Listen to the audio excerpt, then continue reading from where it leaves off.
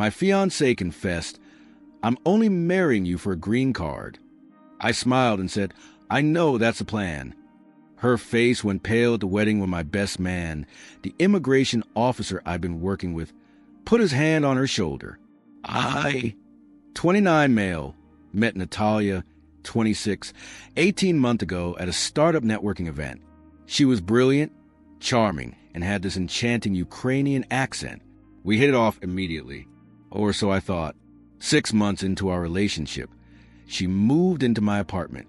Everything seemed perfect.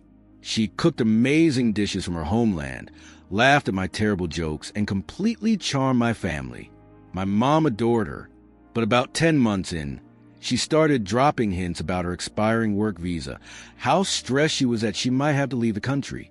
I offered to help her find an immigration lawyer, but that's when she suggested a simpler solution. We could just get married. It would solve everything, she said, looking at me with those big, hopeful eyes. I was already in love and considering proposing anyway, so I went along with it.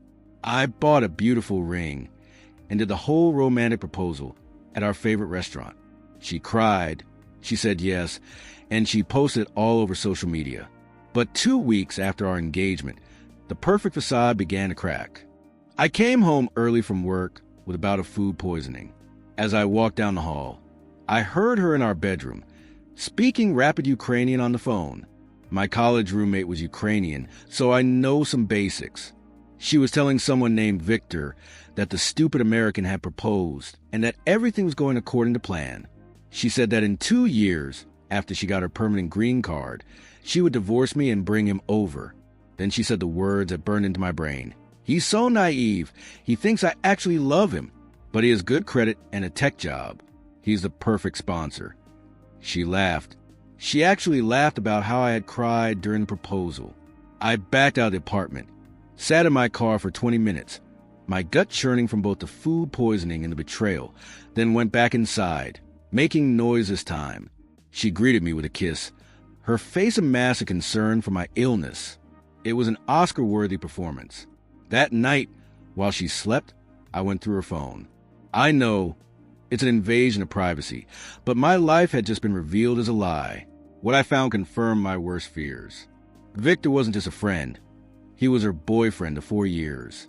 There were intimate photos, messages, and detailed plans for their future together once she secured her American status.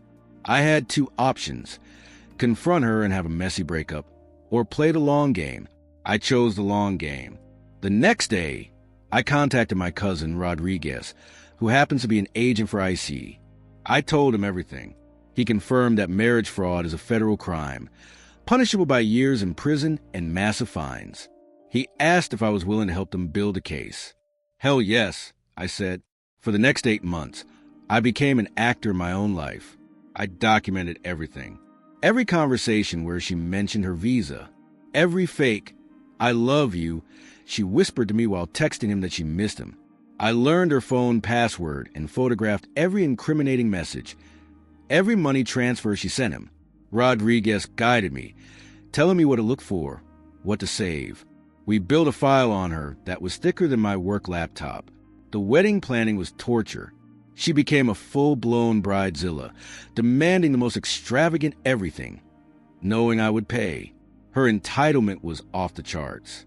She even had the audacity to insist that her cousin Vladimir be at the wedding. And guess who Vladimir was? Her boyfriend, Victor. She was going to have her real boyfriend attend our fake wedding. 3 days before the wedding, she sat me down, a smug look on her face. "I need to be honest with you," she said. "I'm only marrying you for a green card." She said like she was doing me a favor, explaining it as a win-win. I'd get a beautiful wife for a few years, and she'd get to stay in America. I looked at her, smiled, and said, "I know. That's the plan." Her face went white. "What?"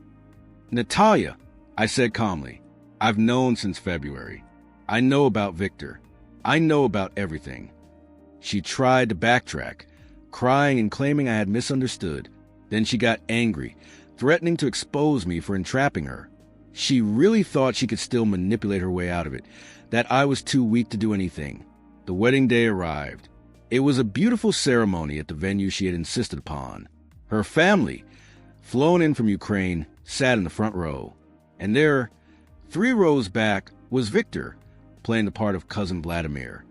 Standing next to me as my best man was my cousin Rodriguez, looking sharp in his suit. Natalia only knew him as Bobby, who worked in government logistics. The ceremony was perfect, right up until the judge asked if anyone objected to marriage. That's when Rodriguez stepped forward, pulled out his badge, and said, "I do. Agent Rodriguez, Immigration and Customs Enforcement. Miss Natalia, you are under investigation for marriage fraud." The look on her face was pure, unadulterated shock. Her eyes darted to Victor, who was already trying to slink out the back, only to find 2 other agents blocking his exit. But here's the best part. For legal and investigative purposes, we had complete the ceremony. The judge, who had been briefed beforehand, continued. Natalia stood there, trembling, as we exchanged vows. When it came time to kiss the bride, I leaned in and whispered, "Smile for the cameras. This is all evidence now." The reception was obviously canceled. Natalia and Victor were taken in for questioning. What followed was a legal firestorm. Natalia was charged with marriage fraud and conspiracy. Her mother called me, screaming that I had brought shame on their family. Natalia, out on bail, showed up at my apartment with a lawyer, demanding alimony since we were technically married. My lawyer shut that down immediately. Then Victor, faced with federal charges, turned on her completely.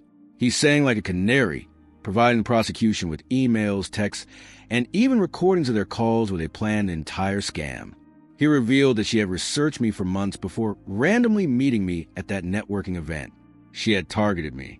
She refused a plea deal, genuinely believing she could convince a jury that she was a victim. She even fired her public defender and tried to cross-examine me herself. It was a disaster for her.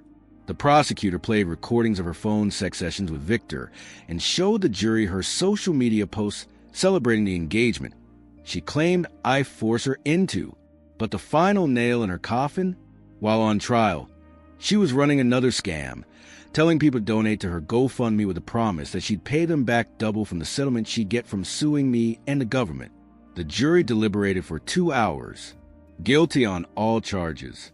The judge sentenced her to 3 years in federal prison, followed by deportation and a permanent ban from ever entering the United States.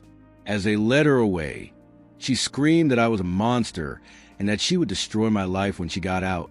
The judge added 6 months to her sentence for contempt of court. Our marriage was officially annulled. The aftermath was messy. I had to change my number, increase security at work, and deal with online harassment from her friends.